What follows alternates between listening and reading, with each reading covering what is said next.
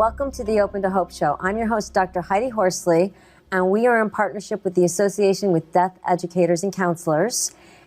And this show is near and dear to my heart because my father died in October of 2020, so 3 years ago, of a staph infection. And it's been a really interesting journey without him in my life. And we're going to talk today with three guests who know a lot about parent loss and deal with clients that have had parent loss, and one of them has also had her own parent loss. So I'm going to introduce Judy first because she's sitting next to me. And Judy has lost both of her sisters. Jane at the age of 22 in an automobile accident, and Margie at 35 after a 20-year battle with eating disorders. And you are now an only child, but you're kind of not an only child. I say that because you grew up with sisters, and you have also lost your dad. So Judy founded Celebration of Sisters, which is an annual ice skating fundraiser that benefits Mass General Hospital, and you did that for 10 years. And you have some phenomenal photographs because you skated in the Celebration for Sisters, and it was just amazing.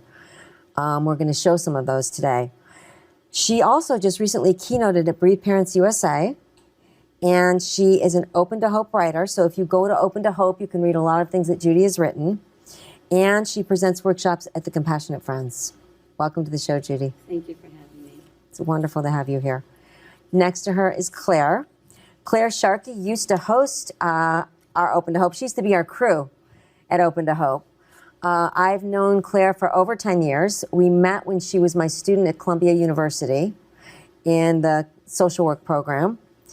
And today, she is a licensed clinical social worker and is the clinical and program director for COPE, which is a nonprofit supporting families living with the loss of a child. She also has a private practice and has a lot of specialties. The one that's most important for this show is that she specializes in grief and bereavement. So welcome, Claire. And next to Claire is another person from COPE.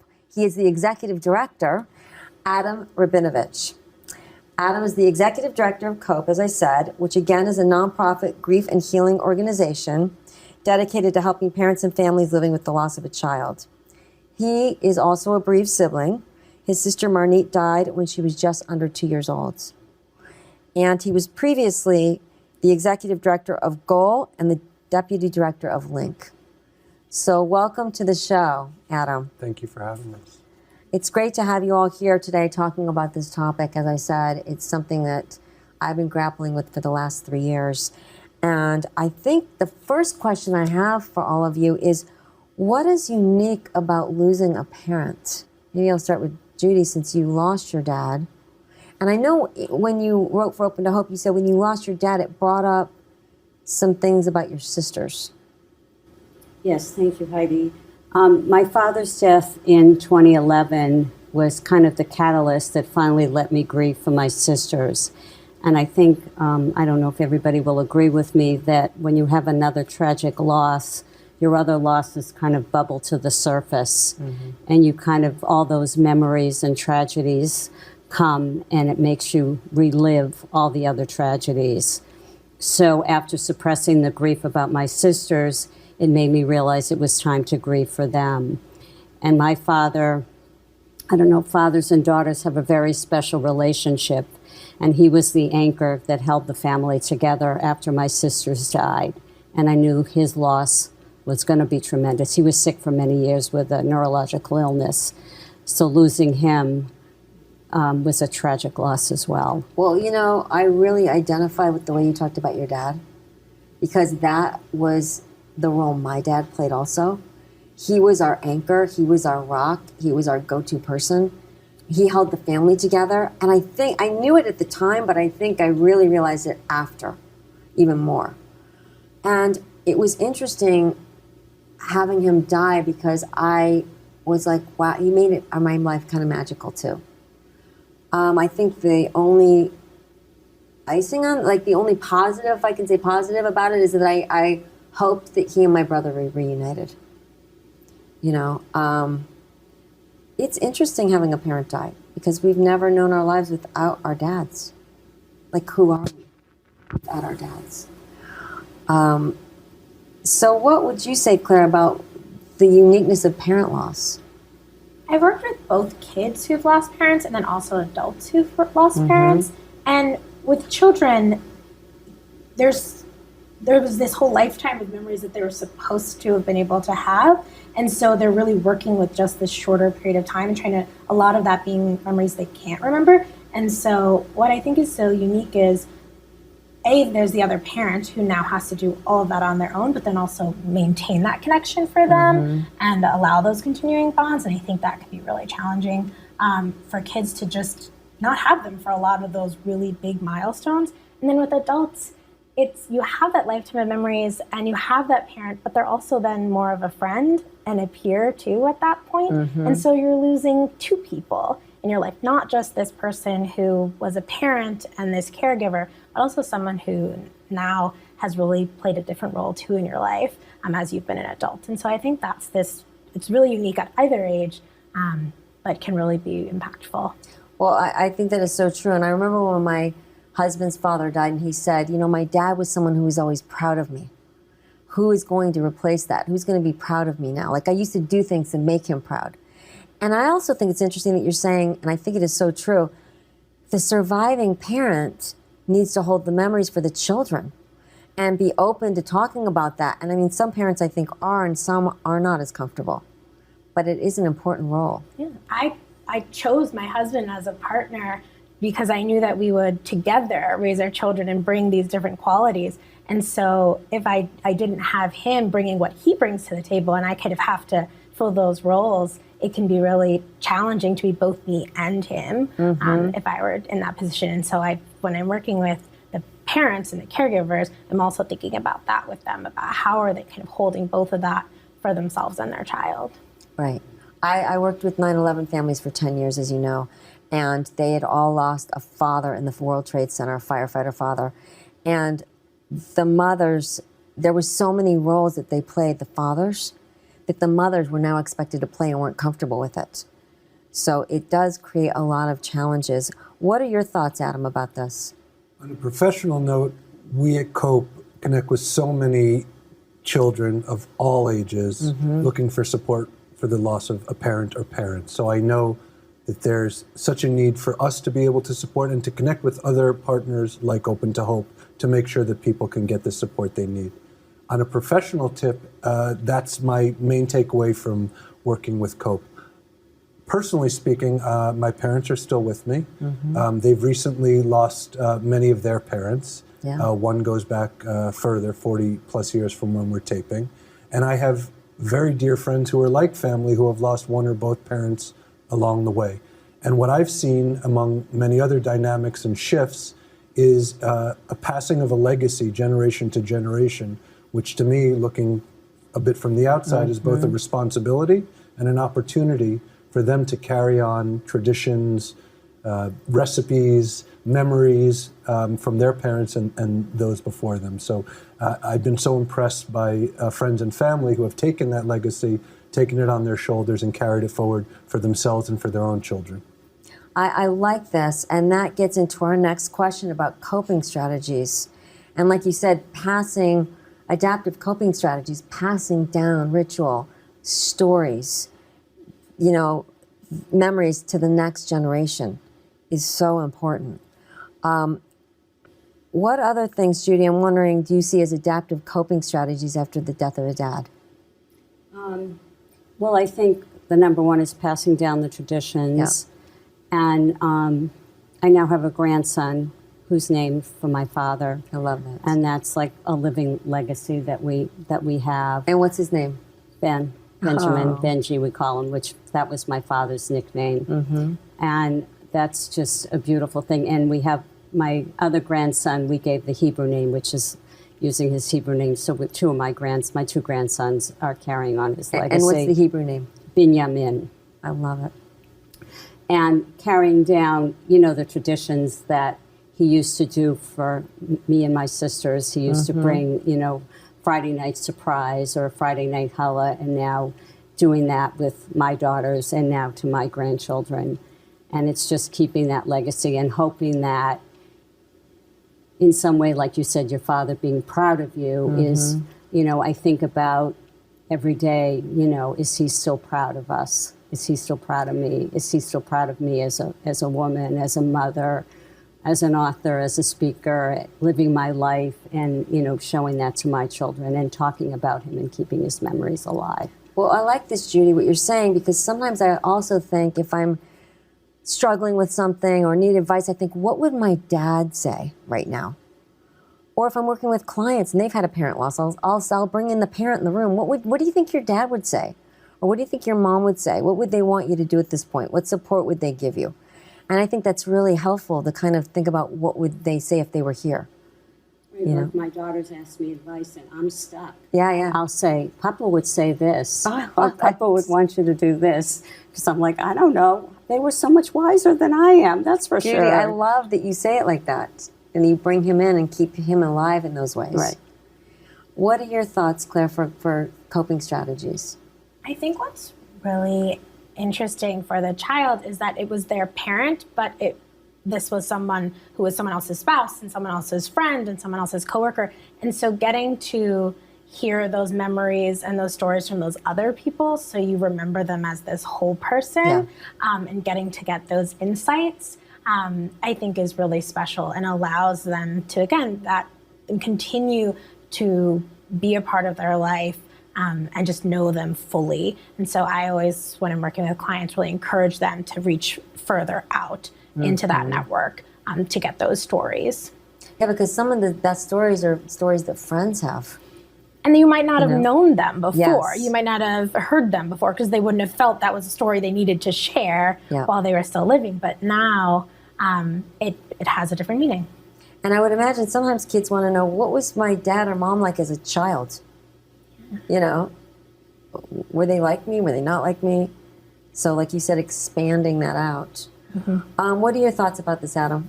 Building on what Claire says, and she's helping at COPE to build the kinds of supportive programs that are so critical, especially for younger children, teens, and young adults living with the loss of a parent. I'm sure we all share a belief in the mantra that no one needs to grieve alone.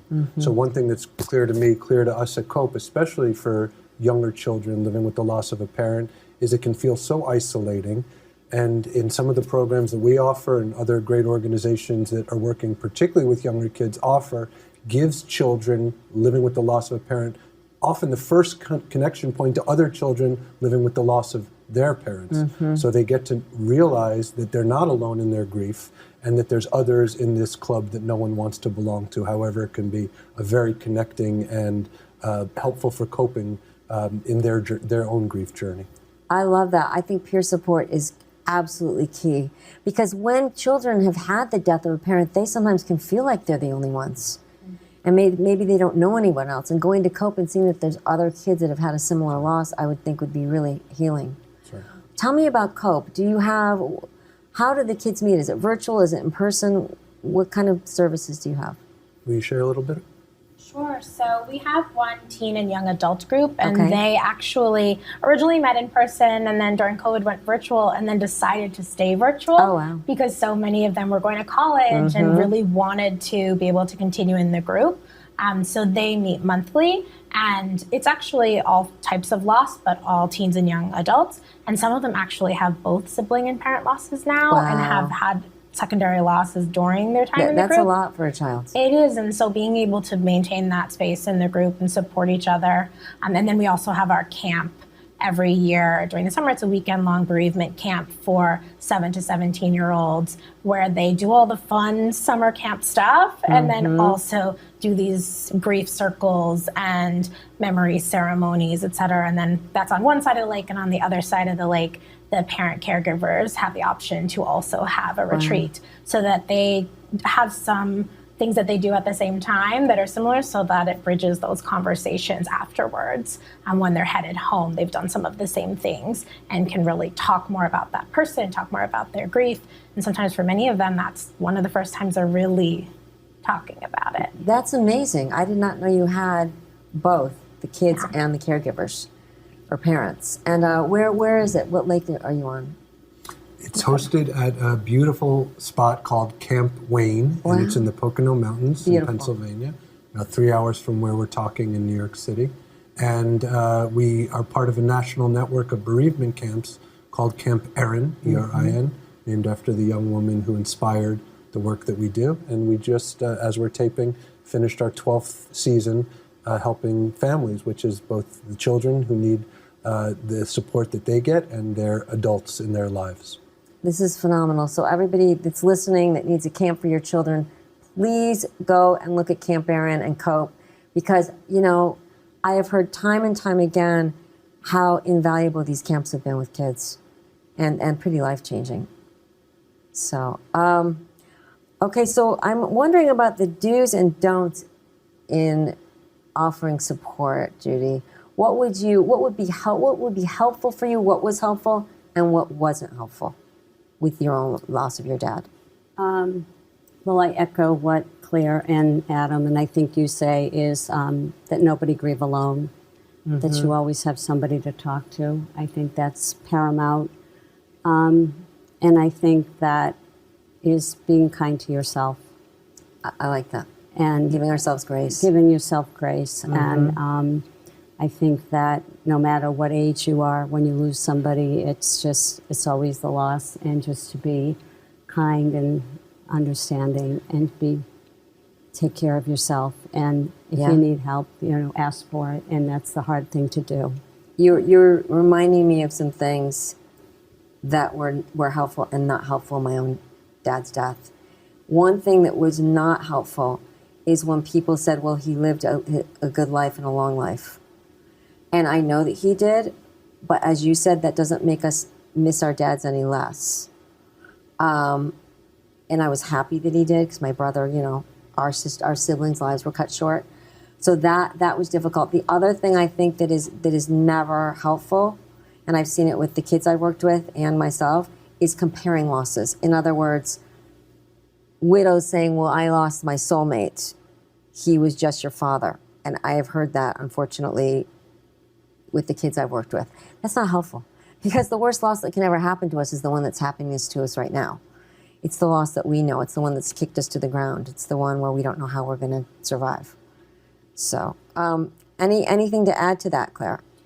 Whenever I'm working with clients, I encourage them to be very specific about what their do's and don'ts are, because people have different do's and don'ts. Something that lands with one person will not with someone else. And so being very specific about what they do or do not need, or what does or does not feel comfortable to hear, just because it can be so different for everybody. Some people are very religious or spiritual, and that's a comfort. Some people find that to be very hollow and disenfranchising in terms of what they're feeling.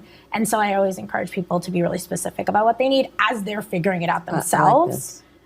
Because sometimes they don't know yet. And so maybe that's just them saying, that doesn't feel right, what I heard or what was said, and I don't know why yet. But kind of, again, giving a little bit of grace to themselves, but also to other people. And I like this because, we assume that people are all good grief support and know how to support us, but at the end of the day, a lot of people don't. Maybe they haven't had losses, and maybe we need to kind of let them know, like you said, what we need.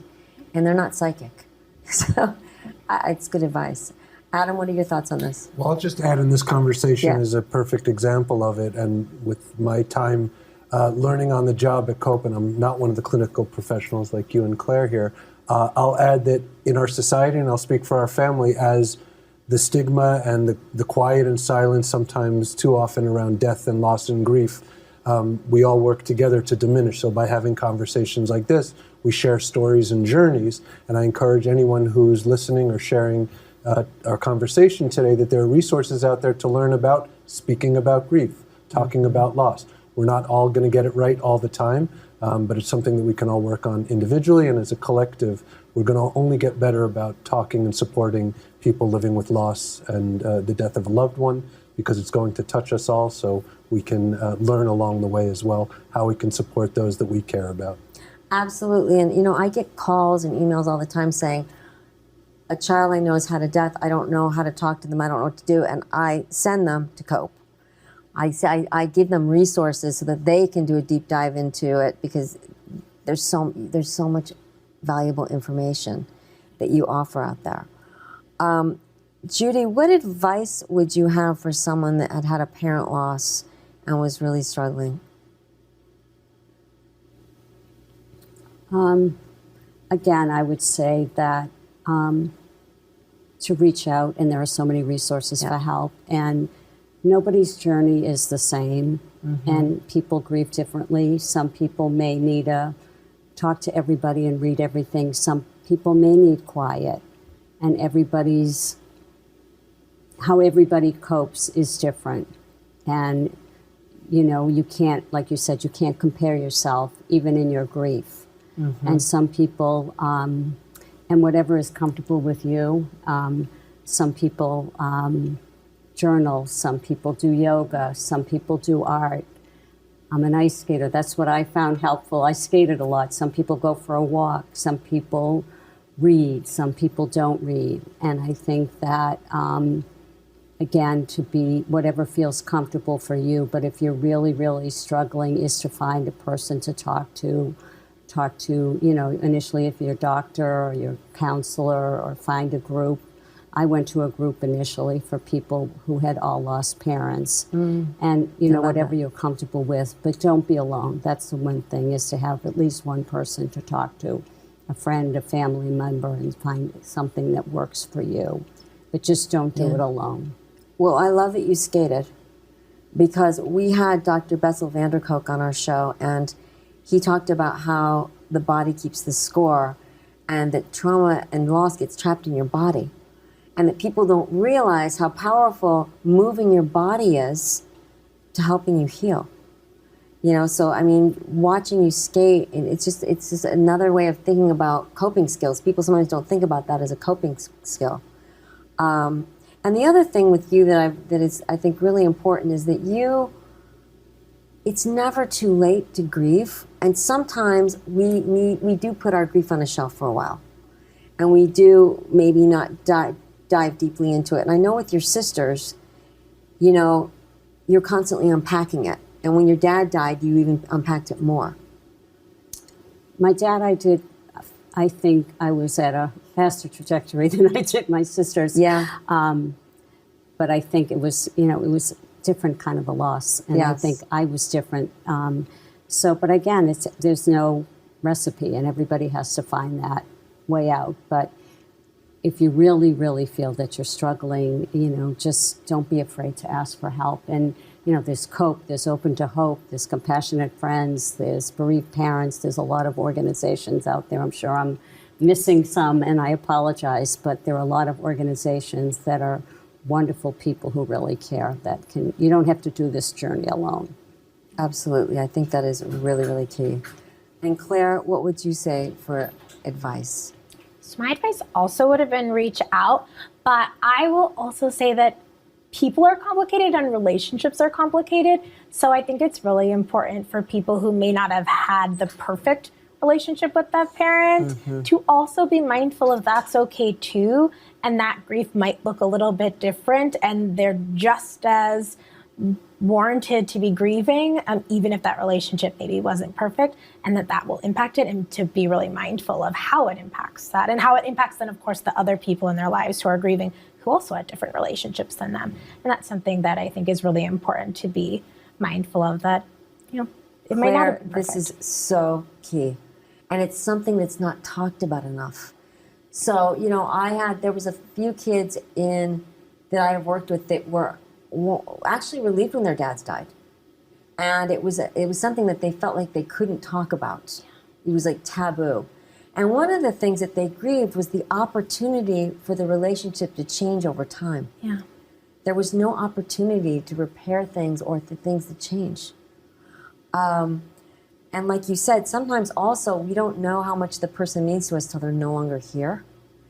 And even if you have an ambivalent, conflictual relationship, you can still be connected. So yes, I think that we need to give voice to that more.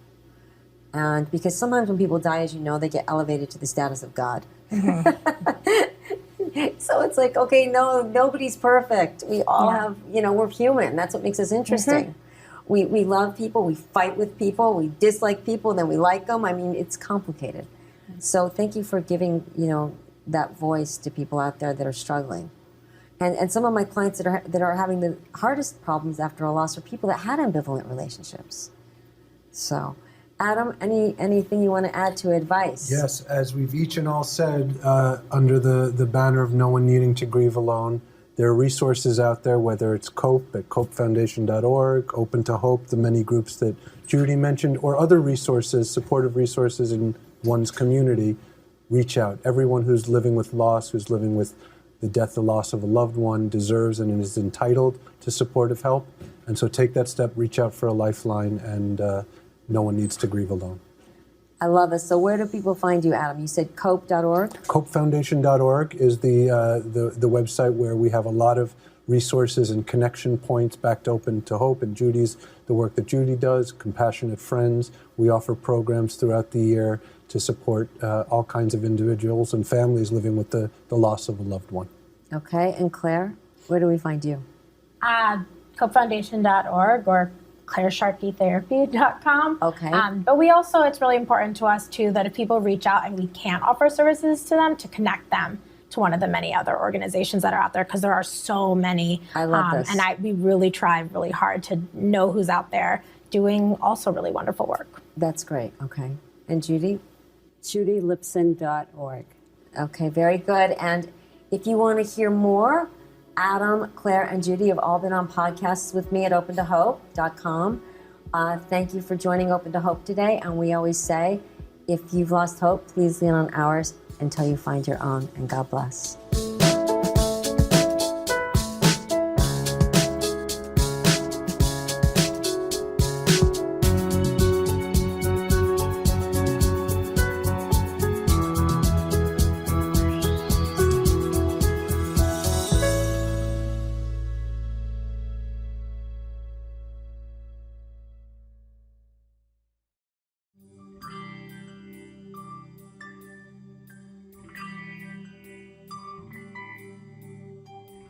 The loss of a loved one can leave you feeling depressed, angry, alone, lost. But you don't have to face this journey on your own. Open to Hope is a free community for anyone who has experienced loss. Find support. Find help. Find hope. Give grief a voice at Open to Hope.